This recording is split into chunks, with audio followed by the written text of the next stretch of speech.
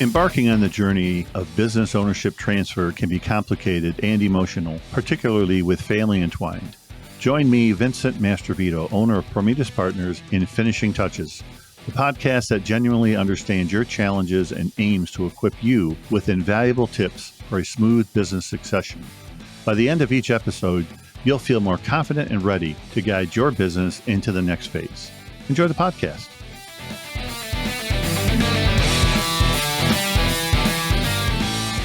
Good afternoon and welcome to Finishing Touches, the podcast that is centered around business owners and advisors, helping and advising both to understand the next steps that need to be done in order to have a successful transition. So I'm your host, Vincent Mastrovito, and thanks for joining me here today at Finishing Touches. Today's topic is about what is exit planning. I wanted to start off the podcast series with a good understanding of what actually is exit planning, so that everybody has kind of a clear idea of what it is, what the expectations are, and how you may want to actually even approach it. So exit planning, in definition from I just kind of pulled the U.S. Chamber of Commerce definition out of it, is an exit strategy is often thought of as a way to end a business, which it can be, but the best practice is its plan that moves the business toward a long-term goal and allows a smooth transition to a new phase, whatever that phase may be, and involving could be reimagining the business, the direction, the leadership, keeping financial sustainability, or pivoting for any next challenges. So there's a lot of things that may be a little understood about exit planning, but certainly that's from the U.S. Chamber.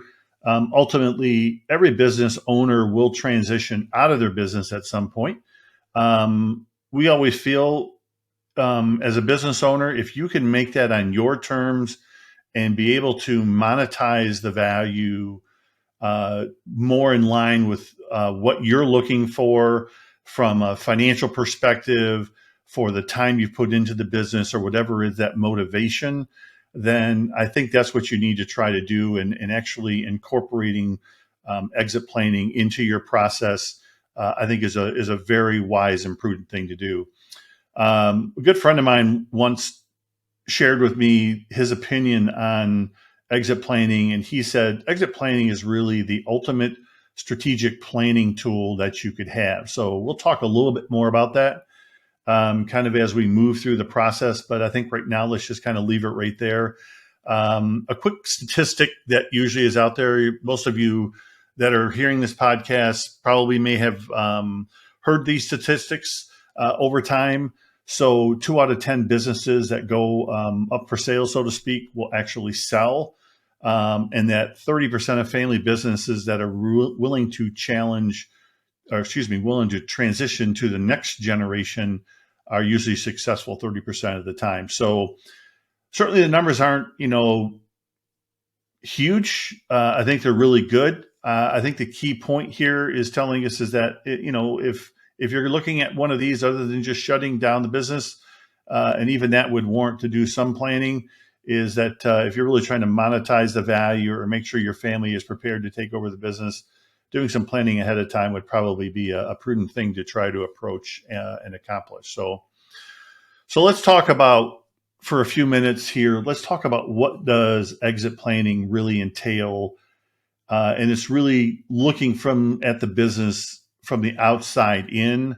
What would a prospective buyer look at your business, and how would they gauge your strategic capacity, as we call it, your ability to be able to produce sustainable cash flows and grow enterprise value in the business over a period of time, and how well could you actually basically prove that you can do that over a consistent period of time. So when you're looking to go through an exit planning process, one of the main things that's going to be done is pretty obvious, is a financial analysis of your cash flows, your debt. What does your operations look like? What is the consistency of your revenue over a 3 to 5 year period of time? We here at Prometheus Partners usually look at a 3 years in reverse. So 3 years of history, and then we'll do a 3-year projection. Um, then you also want to take a look at industry benchmarks and trends. And why is this important? So I think when you take a look at overall at the industry is we want to make sure that we're going to be able to have a general idea of is the industry really growing, and what do we anticipate that it's actually going to be growing at? And what are some of the challenges that we see moving forward so that no matter what type of a transition that we're doing, we can actually look at how do we ward off or how can we eliminate some of those risks that might actually be out there. When you're benchmarking your company to the industry, I think a great thing about that is it kind of sets the tone to say, where are we financially from revenues to gross profits to net profits? What's our SG&A? Whatever financial benchmarks really drive you, usually they're going to be somewhere between 5 to 7. You want to just kind of say, where are we in those respects to our industry, and what areas can we improve on? And then how do we maintain and keep that moving forward? So you have a benchmark of looking at it every single year. And certainly you could go higher in any of those, but I think that certainly is a start in what you want to do. One of probably the most overlooked areas in exit planning is the leadership.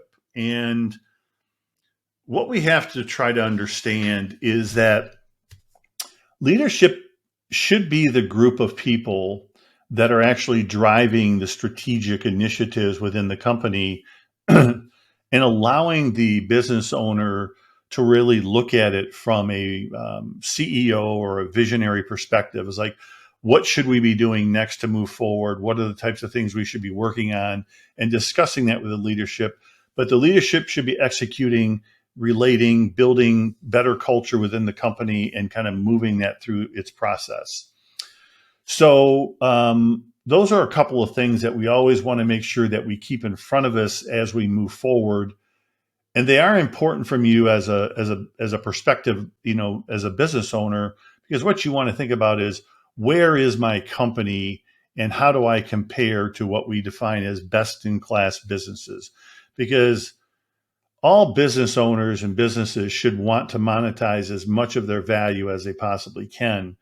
Now, some circumstances may not allow you to monetize that for health issues or some other issues that might be going on. And certainly that's understandable.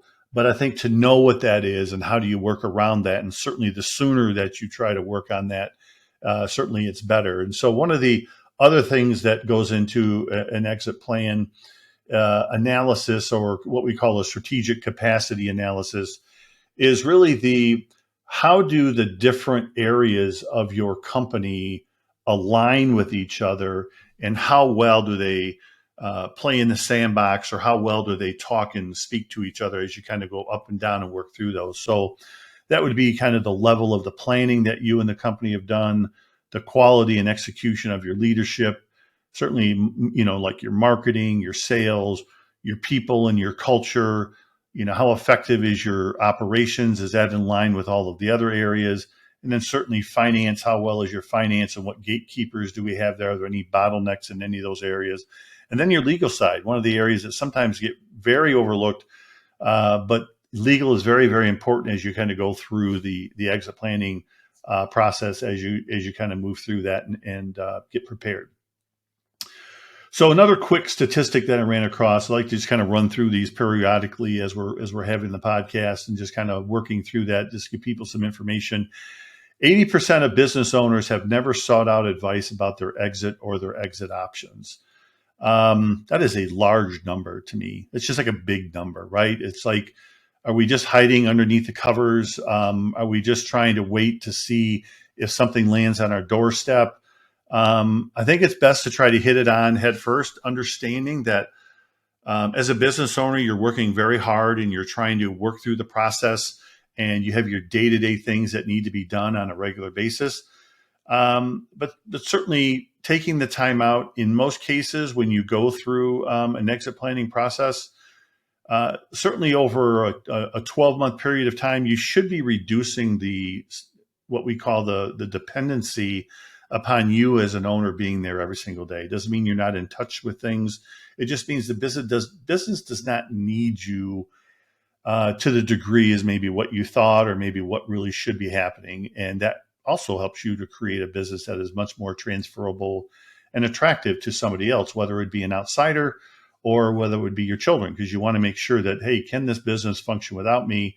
And if that's the case, it's easier to move someone else into that seat. So I think that's always an important thing to take a look at. So let's kind of shift our thoughts here and talk about why should you really even consider an exit plan?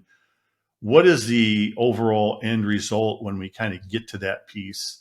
And then we can kind of move forward from there. So I think one of the main things that it does is it creates a better focus for the business in the leadership. What better way to move your company forward than to make sure that you, the owner or owners, if there's multiple owners, and your leadership team are all on the same page and aligned as to the direction of the company. So let me kind of clarify one thing. This doesn't necessarily mean that you're trying to increase the value of your company by 10 to 20 million. It could be, but it could just be that you want to try to create a business that is much easier to run for you, doesn't require as much time on a day-to-day basis, allows you to spend more time with your family, and then certainly move the company forward. So there's many ways that you can do that and how you want to view that. But I think there's no downside to creating a better focus for the business and the leadership. I think it also helps to create better decision making. So when people know what direction that they're headed, when people understand what the expectations are of what they're supposed to be doing and understand how we're going to get there, what better way to help them make better decisions? I mean, I hear from business owners all the time. It's like, well, I've got really good people, but they kind of lack on making decisions and moving things forward. And sometimes, as I have a conversation with them and move through that process, I really find is like, well, are you really empowering them to make those decisions, and do they have a clear vision for that? So that would also help as far as what you're doing with an exit plan. It also helps to remain committed to building the value for the business. So now everybody is on the same page. They understand that we want to create more value, right? Certainly the employees want to have more value because to them, it creates stability. It creates, hey, my work is going to be here. Then tomorrow, the business is in a good place and things are happening and going in the right direction. Everybody understands economic cycles, but I think that's there too. And then certainly for you as a business owner, it would also help with the clarity on the value gap that you own. And what do I mean by that? So the value gap is really how much do you have in investable retirement assets to generate passive or income once you retire from the company? And then how much of the value of the company do you really need to be able to sustain or increase that value once you're no longer with the company? So that's really the value gap that we look at. And I think that that's really important as you move through a process, is how much have I saved and planned ahead of time personally to make sure that, okay, if the company didn't exist yesterday, could I maintain at least the same lifestyle that I have currently? Or what else do I need to do? Or do I need more value out of the company than what it's worth right now? So those are some of the things, right, that, we got to take a look at. So that's kind of a rundown of a few points to take a look and talk about why you would want to do an exit plan and some of the benefits. Another quick stat that I was able to pull out is 60% of owners agree that having an exit strategy was important to their future and to the future of their business. That was a stat that was issued by the Exit Planning Institute out of Cleveland. And I think they create a significant amount of data and certainly a platform for not only advisors to be educated, but for owners to be educated also.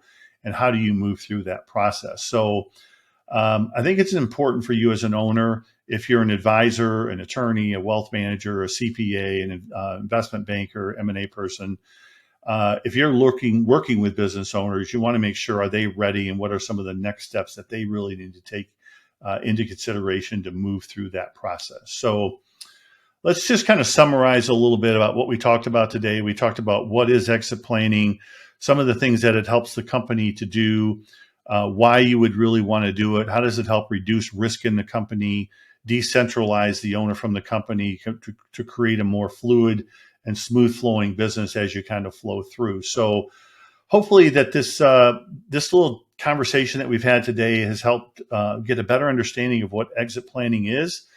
If you as an owner or an advisor would like to take a look at what your value gap is, or what it might take for you to get to the levels of value that you're looking for in your company, if you'd be willing to spend 14 minutes with us on a phone call or a virtual meeting, we'd be happy to do that. You can either go to our website and chat with me there, or you can go to LinkedIn and send me a message. I'd be happy to schedule a time with you and shoot you over my calendar and schedule time that's convenient for you.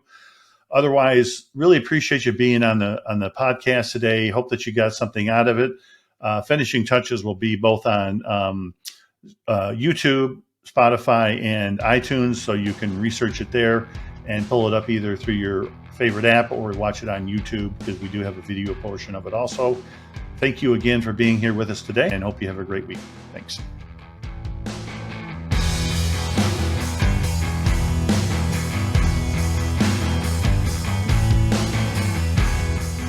That's a wrap on today's episode of Finishing Touches. For more information and guidance, head over to prometheuspartners.com. Your feedback means the world to us, so please take a moment and leave a review of the podcast. You can stay in the loop or ask me a question by connecting with me on LinkedIn, or visit our website and start a conversation with me. We look forward to accompanying you on your journey to a successful business transition in our next episode, and have a great week. Thank you so much.